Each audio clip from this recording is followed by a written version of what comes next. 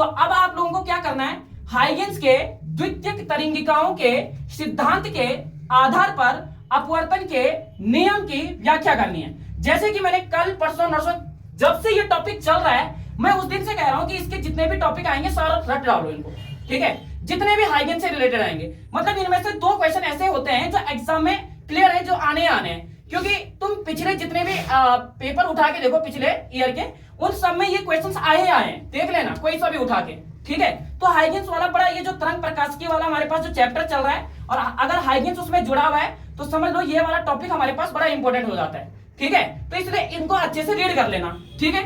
अब यहाँ पे देखो, अब मैं थोड़ा सा इस टॉपिक के बारे में बात कर लेता हूं। इस चीज को हमें प्रूव करके लेके आना है कि हाइगेंस के द्वितीय तरंगिकाओं के सिद्धांत के आधार पर अपवर्तन के नियम की हम व्याख्या कैसे करेंगे। सबसे पहले मैं क्या करूंगा, एक डायग्राम यहाँ पे बनाऊंगा। डायग्राम की मदद से मैं आप लोगों को डेरिवेशन समझाने का प्रयास करूंगा, ठीक है। फिर उसके बाद हम फाइनली क्या करेंगे, न्यूमेरिकल्स को सॉल्व करेंगे यहाँ पे, ठीक है। तो सबसे पहले तुम्हें क्या करना है, एक अपवर्तक पृष्ठ बनाना है। जब हमने परावर्तन का नियम निकाला था तो परावर्तन के नियम में हमने एक परावर्तक पृष्ठ बनाया था, लेकिन अब हम अपवर्तन का नियम निकाल रहे हैं तो हम यहाँ पे क्या बनाएंगे, एक अपवर्तक पृष्ठ बनाएंगे, ठीक है।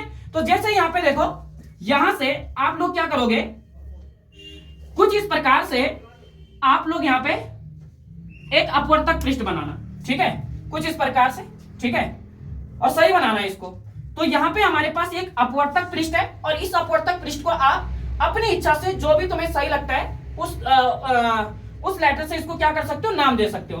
तो जैसे मान लो कि इसको मैं यहाँ पे जेड दे देता हूं, और इसको मैंने यहाँ पे जेड डैश दे दिया, ठीक है। तो आप लोग पहली लाइन यहां से निकाल सकते हो कि माना कि जेड डैश हमारे पास क्या, एक अपवर्तक पृष्ठ है। अब इस अपवर्तक पृष्ठ पे हम क्या करते हैं, एक समतल तरंगाग्र को तिरछे रूप में मैं क्या करता हूं, इस पे आपतित करता हूं। इतना तो आप लोगों ने परावर्तन के नियम में भी पढ़ा था, जब हमने हाइगेंस के द्वितीय तरंगिकाओं के सिद्धांत पर क्या किया था, अपवर्तन का नियम पढ़ा था, तो वहां पे भी मैंने इतना डायग्राम बनाया था। तो मैंने क्या किया, यहाँ पे जेड और जेड डैश मैंने यहाँ पे एक क्या बना दिया, ये हमने यहाँ पे बना दिया एक अपवर्तक पृष्ठ। इस अपवर्तक पृष्ठ पर तुम्हें क्या करना है, एक समतल तरंगाग्र को आपतित, भाई एक समतल तरंगाग्र को तिरछे रूप में इस अपवर्तक पृष्ठ पर क्या करना है, आपतित करना है। तो इस प्रकार से तुम यहाँ पे एक समतल तरंगाग्र बनाओगे, इस प्रकार से, ठीक है। डायग्राम बड़ा इंपॉर्टेंट रहेगा, ध्यान रखना, ठीक है। तो इस प्रकार से आप लोग एक क्या करोगे, यहाँ पे ये हमने समतल तरंगाग्र बना दिया, ये देखो, ठीक है। तो ये हमारे पास आ गया यहाँ पे समतल तरंगाग्र, ठीक है। अब इस समतल तरंगाग्र में ये पूरा समतल तरंगाग्र कैसे बनेगा, ठीक है। तो यहां से भी हमारे पास तरंग होगी, ठीक है, एक तरंग हमारे पास यहां से भी होगी, ठीक है, कुछ इस प्रकार से, और एक तरंग आप लोगों के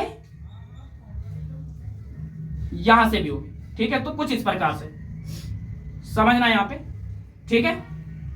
बाकी यहां पे इस समतल तरंगाग्र को नाम दे दो यहाँ पे, कि ये हमारे पास यहाँ पे मान लो ए है, तो ए वाला पॉइंट हमारे पास क्या कहलाएगा, यहाँ पे बी कहलाएगा, ठीक है।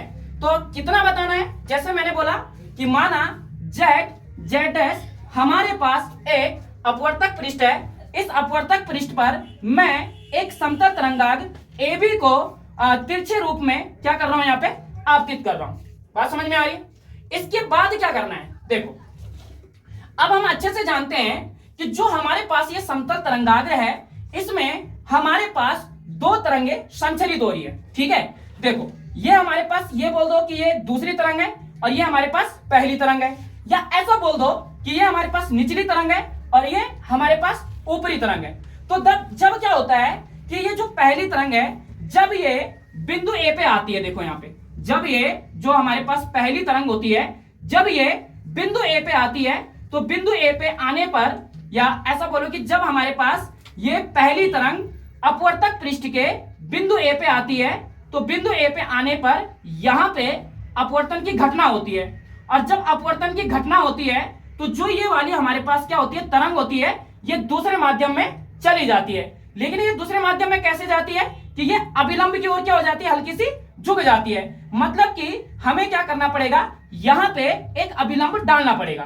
बात समझ में आ रही है। तो मैं क्या करूंगा, बिंदु ए के बीचों बीच एक अभिलंब को यहाँ पे डाल दूंगा, ठीक है। तो आप लोगों को भी बिल्कुल इसी प्रकार से यहां से एक अभिलंब डालना है, ठीक है।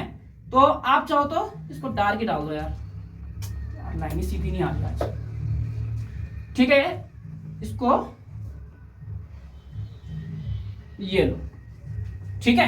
तो ये हमने क्या कर दिया, यहां पे एक अभिलंब डाल दिया, और इस अभिलंब को आप रिप्रेजेंट कर सकते हो यहां पे N1 से, इसको हम क्या कर सकते हैं, यहां पे प्रदर्शित कर सकते हैं। बात समझ में आ रही? अब थोड़ा यहां पे सोचने वाली बात यह है कि जब ये निचली तरंग जो है अपवर्तक पृष्ठ के बिंदु ए पे आती है, तो बिंदु ए पे आने पर यहां पे होती है अपवर्तन की घटना, और अपवर्तन की घटना के फलस्वरूप ये वाली जो हमारे पास तरंग होती है ये दूसरे माध्यम में प्रवेश करती है, और जैसे ये दूसरे माध्यम में प्रवेश करती है तो ये इस प्रकार से अभिलंब की ओर क्या हो जाती है, यहाँ पे झुक जाती है। इस प्रकार से ये अभिलंब की ओर झुक जाती है। ऐसा क्यों हुआ? क्योंकि ये मान के चलो कि ऊपर वाला जो माध्यम है ये विरल माध्यम है, और नीचे वाला जो माध्यम है ये सघन माध्यम है, और कोई भी तरंग हो, कोई भी प्रकाश किरण हो, अगर वो विरल माध्यम से सघन माध्यम में प्रवेश करती है तो हमेशा अभिलंब की ओर क्या हो जाती है, झुक जाती है। लेकिन अगर कोई प्रकाश किरण सघन से विरल में प्रवेश कर रही है तो सघन से विरल में प्रवेश करने का मतलब कि वो अभिलंब से क्या होती जाएगी, दूर हटती हुई जाएगी। इतनी बात समझ में आ रही है? यहां तक भाई जो कल आया था उनको आई थिंक मुझे लगता कोई दिक्कत हो रही होगी, ठीक है। और हो सकता है तो मैं किसी से भी पूछ सकता हूं, अभी तो इसलिए डेरिवेशंस को अच्छे से क्लियर कर लेना। लिखने का मैं कोई टाइम नहीं दूंगा यहाँ पे, ठीक है। ग्रुप में भेज दूंगा, टाइम लगेगा तो लिखवा दूंगा यहीं पे, ठीक है। बाकी आप लोग इसी प्रकार से समझो जैसे मैं अभी बता रहा हूं, ठीक है। अब इसके बाद देखो यहाँ पे, अब यहाँ पे एक चीज तुम्हें अच्छे से समझनी है कि देखो इसमें हमारे पास दो माध्यम है। अच्छा एक काम करते हैं, नीचे वाले को चाहो तो आप यहाँ पे लिख देना सघन माध्यम, ऊपर वाले में लिख देना विरल माध्यम।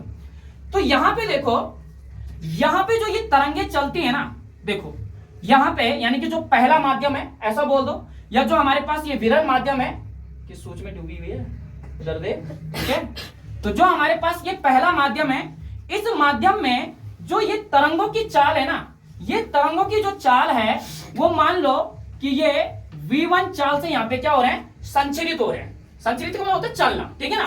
तो ये यहाँ पे यानी कि पहले माध्यम में जो हमारे पास तरंगे होती हैं ये V1 चाल से क्या होती हैं, संचरित होती हैं। लेकिन जैसे हमारे पास ये तरंगे क्या होती हैं यहाँ पे, यानी कि अगर ये V1 से है तो ये भी V1 चाल से क्या हो रही होगी, संचरित हो रही होगी। जैसे यहाँ पे अपवर्तन की घटना होती है तो यहाँ पे देखो इनका माध्यम चेंज हो जाता है। पहले ये सघन माध्यम में थी, लेकिन अब ये कहां आ गई, विरल माध्यम, सॉरी पहले ये विरल माध्यम में थी लेकिन अब ये सघन माध्यम में प्रवेश कर चुकी है। तो अगर ये सघन माध्यम में प्रवेश कर चुकी है तो यहाँ पे जो प्रकाश की चाल होगी, ठीक है, सॉरी जो तरंगों की चाल होगी उसमें क्या आ जाएगा, परिवर्तन आ जाएगा। यानी कि यहाँ पे V1 था तो इस वाले माध्यम में जो हमारे पास तरंगों की चाल होगी वो हमारे पास क्या होगी, यहाँ पे वो मान लो कि वो कितनी होगी, यहाँ पे V2 होगी।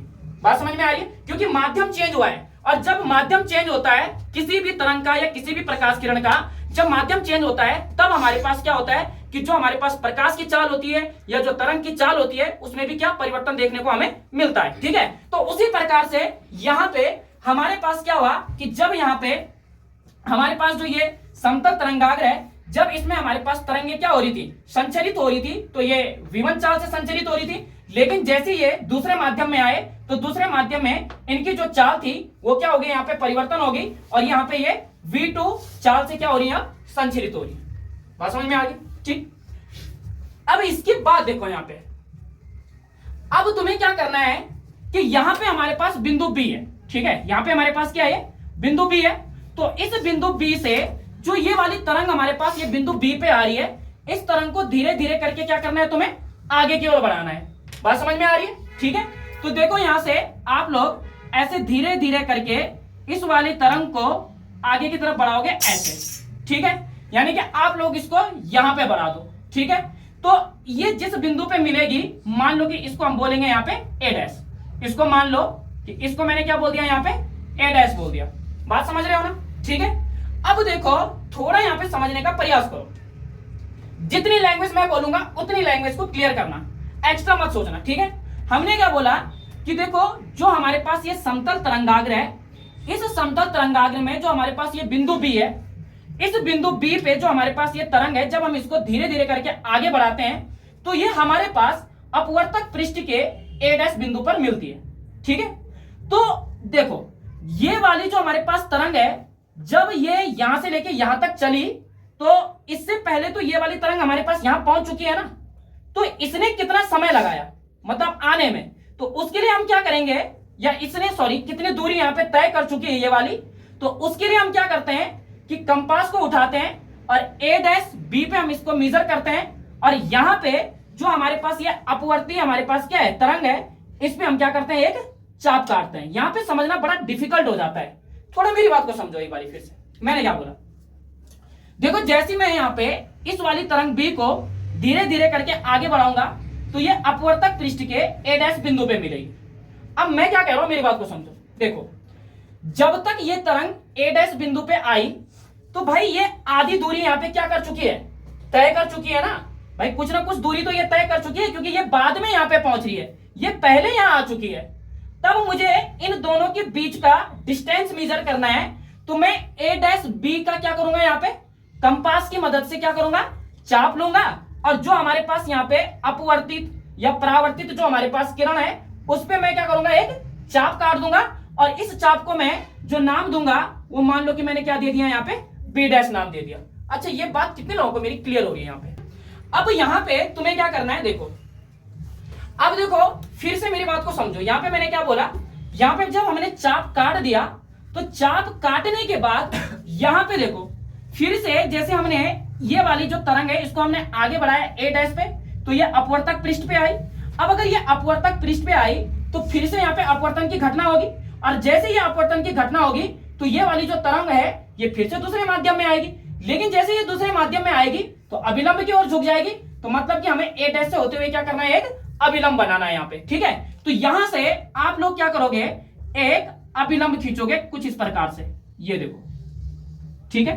तो ये हमने क्या कर दिया, यहाँ पे एक अभिलंब खींच लिया, इसको अगर हम N1 बोल रहे हैं तो इस अभिलंब को हम क्या बोलेंगे, N2 बोलेंगे। और यहां से देखो जो ये तरंग है, ये तरंग जो है यहां से कुछ इस प्रकार से होते हुए हमारे पास किसके अभिलंब की ओर क्या हो जाती है, झुक जाती है इस प्रकार से। बात समझ में आ रही है, ठीक है। बाद में मैंने तुम्हें क्या बताया था कि यहां से इस ए डैश को हम क्या करते हैं, बी डैश से मिला देते हैं, मतलब ये वाली जो रेखाखंड है ए डैश बी डैश को मिलाते हैं, और ये ए डैश बी डैश यहाँ पे क्या रिप्रेजेंट करता है, तो मैंने कल बताया था ये रिप्रेजेंट करता है यहाँ पे अपवर्ती तरंगाग्र को, ठीक है। तो ये हो गया डायग्राम यहाँ पे क्या फिनिश, और इतनी इसकी डेरिवेशन बतानी है जितनी मैंने बताई, क्या हुआ, ठीक है। अच्छा फिर से मैं एक बार मैं फिर से इसको रिपीट कर रहा हूँ, ठीक है, एक बार फिर से रिपीट कर रहा हूँ, थोड़ा ध्यान दे देना, ठीक है। बाकी जैसे जैसे मैंने बोला है ठीक मैंने वैसे वैसे लिखा भी है, आप लोग घर में जाना उतार देना, ठीक है। टाइम माना देखो जेड डैश हमारे पास क्या है, अपवर्तक पृष्ठ है, माना जेड डैश हमारे पास एक अपवर्तक पृष्ठ है। इस अपवर्तक पृष्ठ पर एक समतल तरंगाग्र ए बी को मैं क्या कर रहा हूं, यहाँ पे तिरछे रूप में आपतित कर रहा हूं। फिर ये बताना है कि समतल तरंगाग्र की जो हमारे पास पहली तरंग होती है, जब ये अपवर्तक पृष्ठ के बिंदु ए पे आपतित होती है तो दूसरे माध्यम में यह अभिलंब की ओर क्या हो जाती है, झुक जाती है, ठीक है। फिर ये बताना है कि पहले माध्यम में हमारे पास जो ये तरंग है, तरंगों की जो चाल है वो हमारे पास V1 से ये संचरित होती है, तथा दूसरे माध्यम में इनकी चाल परिवर्तन होके ये V2 रूप में क्या होती है, संचरित होती है, ठीक है। उसके बाद क्या बताया, उसके बाद ये बताया कि जो हमारे पास ये तरंग जो B है, इस तरंग B को हम धीरे धीरे करके आगे बढ़ाएंगे, और ये अपवर्तक पृष्ठ के बिंदु ए डैश पर यहाँ पे मतलब मिलती है, या अपवर्तक पृष्ठ के ए डैश बिंदु पर मिलती है, ठीक है। फिर उसके बाद ये बताना है कि ए डैश और बी के बीच हम क्या करेंगे, यहाँ पे प्रकार की मदद से चाप लेंगे, और इस अपवर्ती हमारे पास जो क्या है यहाँ पे तरंग है, इस पर हम एक चाप काट देंगे ए डैश बी का माप का। बात समझ में आ गई।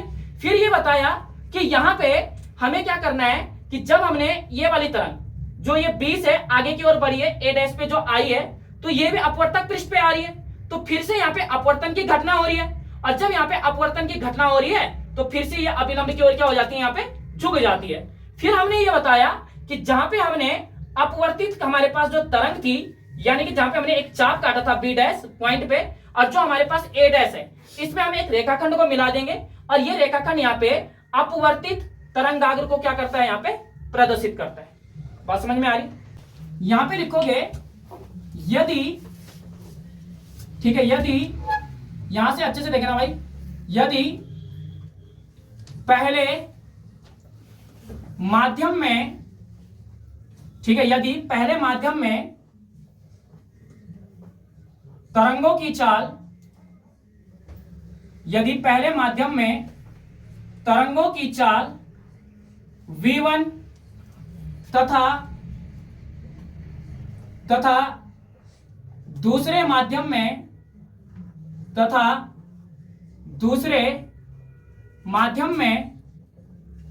तरंगों की चाल v2 हो तो, ठीक है, v2 हो तो, ठीक है, v2 हो तो इन तरंगों के द्वारा चली गई दूरी कितनी होगी, यह समझना, ठीक है। जो यहां पे एक ये वाली तरंग चली है हमारे पास, और जो हमारे पास ये वाली तरंग आई है, इन दोनों के बीच का डिस्टेंस कितना होगा वो निकालना है हमें। कब निकालना है कि यदि पहले माध्यम में तरंगों की चाल कितनी है, v1 है, तथा दूसरे माध्यम में तरंगों की चाल कितनी है, v2 हो तो हमें यह निकालना है कि यहां से लेके यहां तक का डिस्टेंस कितना है, यहां से लेके यहां तक का डिस्टेंस कितना है हमारे पास। तो उसके लिए क्या करोगे, यहां पे सबसे पहले फॉर्मूला लगाओगे चाल का। तो शिवानी चाल बराबर क्या होता है, ठीक है, चाल बराबर होता है दूरी बटे में क्या आएगा यहां पे, समय, ठीक है, एक एक चीज को समझना। तो चाल बराबर होता है दूरी बटे समय, लेकिन हमें निकालना है दूरी, ठीक है। तो हमें अगर दूरी निकालना है तो ये आ जाएगा यहां पे दूरी, और बराबर में चाल की गुणा किससे कर दो, यहां पे समय से कर दो। तो ये आ जाएगा यहां पे चाल गुणा समय। एक एक चीज को अच्छे से क्लियर कर देना यहीं पे, ठीक है। देखो अगर मैं पहले माध्यम की बात करूं, देखो ये पहला माध्यम है ऊपर वाला, ठीक है। तो पहले माध्यम में जो तरंग है उसने कितनी दूरी तय की है, तो पहले माध्यम में तरंग ने यहां से लेके यहां तक की दूरी क्या की है, तय की है, यानी कि हम बोल सकते हैं बी ए डैश। तो यहां पे आ जाएगा बी ए डैश बराबर चाल हमारे पास कितनी आएगी पहले माध्यम के लिए, तो यह आएगी v1 इंटू समय की बात करेंगे तो t आएगा। तो यहां से आ जाएगा B A dash we T, और इसको दे दो यहां से समीकरण नंबर 1, ठीक, इतनी बात समझ में आ रही है। बिल्कुल इसी प्रकार से आप लोगों को क्या करना है, दूसरी वाली तरंग के लिए निकालना है, ठीक है। तो दूसरी वाली तरंग के लिए निकालेंगे तो दूसरी वाली तरंग की दूरी हमारे पास कितनी है यहाँ पे, ए बी डैश।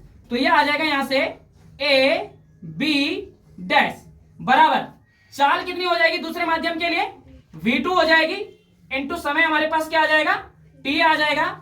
तो हमारे पास आएगा ए बी डैश बराबर v2t, और ये आ जाएगा यहाँ पे समीकरण नंबर 2, इतना बन जाएगा। बात समझ में आ रही है। अब आप लोगों को क्या करना है, देखो, ठीक है, सबसे पहले आप लोगों को एक और चीज हम भूल गए इसमें, देखो डायग्राम में, देखो अभी बता देता हूं क्योंकि उसी की हमें आवश्यकता पड़ने वाली है। ये हमारे पास है आपतित किरण, ये हमारे पास है अभिलंब। आपतित किरण और अभिलंब के बीच में जो कोण बनता है वो बनता है आपतन कोण, यानी कि आई। इधर आ जाओ, यह है परावर्तित किरण या अपवर्तित किरण, और यह रहा अभिलंब। इसके बीच में जो कोण बनेगा वो हमारे पास क्या बनेगा, आर बनेगा, ठीक।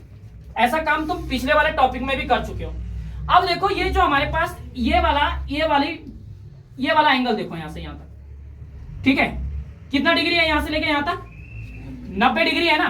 तो अगर मैं इस वाले एंगल की बात करूंगा तो मुझे 90 में से कितना माइनस करना पड़ेगा, आई माइनस करना पड़ेगा। तो यह आएगा 90 माइनस आई, और पहले की तरह ही ये वाला जो कोण होगा इसका, ये वाला कोण, ये हमारे पास कितना रहेगा यहाँ पे, आई रहेगा। अच्छा इधर आ जाओ, इसमें भी देखो हमारे पास ये वाला पोर्शन देखो यहां से, ठीक है। तो ये हमारे पास यहाँ पे 90 डिग्री बना रहा है। तो अगर मैं इस वाले एंगल की बात करूंगा तो मुझे इस 90 में से कितना माइनस करना पड़ेगा, आर।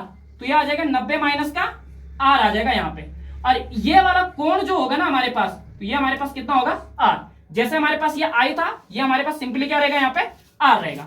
अब देखो तुम्हें यहाँ पे क्या करना है, थोड़ा सा समझना, यहां पे लिखोगे कि समकोण, ठीक है, समकोण त्रिभुज, ठीक है। समकोण त्रिभुज पहले किस वाले में देखोगे, तो पहले देखोगे यहाँ पे ए बी ए डैश में, ठीक है, ए बी ए डैश में देख लो, ठीक है। तो समकोण त्रिभुज ए बी ए डैश में, ठीक है। फॉर्मूला लगाएंगे हम यहाँ पे साइन थीटा, थीटा के प्लेस में आएगा आई, तो साइन की वैल्यू क्या होती है शिवानी? देखो तो साइन आई बराबर क्या बताया यहाँ पे? लंब, और बटे में क्या बताया? कर्ण बताया, ठीक है।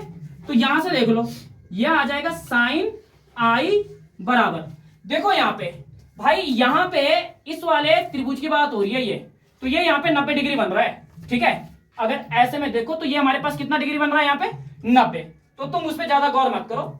ए बी ए डैश, ये हमारे पास थीटा हो गया, थीटा हमारे पास कितना है यहाँ पे? आई, और थीटा के सामने वाली भुजा हमेशा क्या कहलाती है? लंब कहलाती है, ठीक है। तो यानी कि हमारे पास जो लंब है वो कितना है? बी ए डैश, ए डैश कुछ ज्यादा दूर हो गया यार, ठीक है। तो ये आ जाएगा बी ए डैश, तो लंब तो हमारे पास आ जाएगा बी ए डैश अपॉन कर्ण हमारे पास ये आधा रहेगा ये वाला, तो कर्ण हमारे पास आएगा ए डैश, तो ये हमारे पास आ गया ए डैश। अब यहां पे देखो साइन आई को ऐसे रखो, ठीक है। बी ए डैश की वैल्यू चेक करो, बी ए डैश की वैल्यू कितनी है यहाँ पे? V1t, ठीक है। तो ये आ जाएगा यहाँ पे V1t अपॉन में हमारे पास कितना आ जाएगा? ए डैश, ठीक है। ये हमारे पास सेम रहेगा, और इसको दे दो यहाँ पे समीकरण नंबर 3। अच्छा इसके बाद देखो अब, ठीक है। तो ये हमने कहां से निकाला? समकोण त्रिभुज ए बी ए डैश से। तो इसमें मैंने ये बताया कि थीटा के ठीक सामने वाली भुजा ये लंब कहलाएगी, और ये नीचे वाली भुजा हमारे पास क्या है यहाँ पे? ये कर्ण कहलाएगी, और ये आधार कहलाएगा। अब यहां से देखो, इसी प्रकार से आप लोगों को अब क्या करना है? समकोण त्रिभुज नीचे वाले में आ जाओ, ए बी डैश और यहाँ पे ए डैश, तो ये आ जाएगा ए बी डैश और ये आ जाएगा यहाँ पे ए डैश में, ठीक है। इसमें भी फॉर्मूला लग जाएगा यहाँ पे साइन, लेकिन यहाँ पे थीटा ये है, क्या है हमारे पास? आर, तो साइन आर बराबर आ जाएगा हमारे पास फिर से लंब बटे में आएगा कर्ण, तो ये आ जाएगा यहाँ से साइन आर बराबर लंब। देखो यहाँ पे ठीक इसके सामने वाली भुजा कितनी है हमारे पास? यहाँ पे ए बी डैश, और कर्ण इसके लिए भी यही रहेगा ए डैश, तो ये आ गया यहाँ पे ए डैश।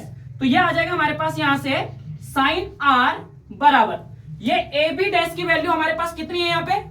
V2t, तो ये आ गया V2t अपॉन में ए डैश, और इसको दे दो यहाँ पे समीकरण नंबर 3, और ये बन गया यहाँ पे समीकरण नंबर 4, ठीक है। क्या हुआ? ये क्यों हंस रही? मैं उतना लेट छोड़ूंगा, ठीक है। लेट हो गई। देखो मैं अगर डांटूंगा तब तूने पूरा मानना है फिर। यहाँ देखो अभी, ठीक है। पढ़ाते समय ऐसा मत क्या करो, बीच बीच में पूरा रिदम ही टूट जाता है, फिर उतनी एडिटिंग भी करनी पड़ती है मेरे को। हाँ यार आफत आती है एडिटिंग में। करो भैया, छोड़ेंगे। कर तो रहा हूँ, ये करो क्या? अब मैं यहाँ कोई वो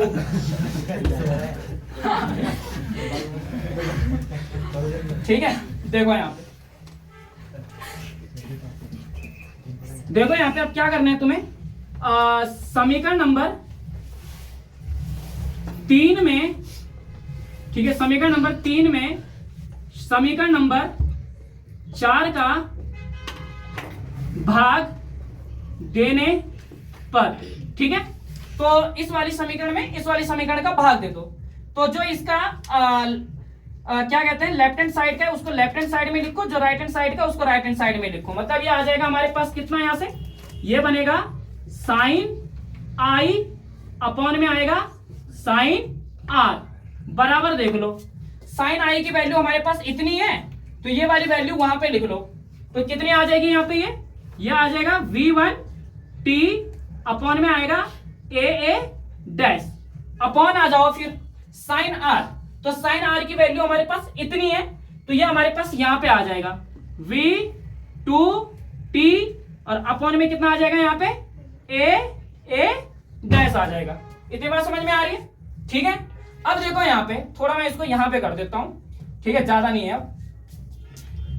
अब ए डैश से ए डैश क्या हो जाएगा? कैंसिल हो जाएगा, ठीक है। और टी से टी भी क्या हो जाएगा? कैंसिल हो जाएगा, तो टी से टी को भी हटा दो, तो आ तो गया हमारे पास, यही हमें प्रूव करना था, कितना, sine I upon sine R equals to कितना आ जाएगा हमारे पास, यहाँ पे कहा गया, यह आएगा v1 अपॉन में v2, और यही हमें क्या करना था, प्रूव करना था। ठीक है, बाकी मैंने तुम्हें यह बताया था कि अगर इसमें तुम्हें द्वितीय नियम लिखना है तो आप लोग बताओगे कि आपतित किरण, परावर्तित किरण और जो अभिलंब होता है, वो तीनों हमारे पास क्या होते हैं, एक ही तल में स्थित होते हैं।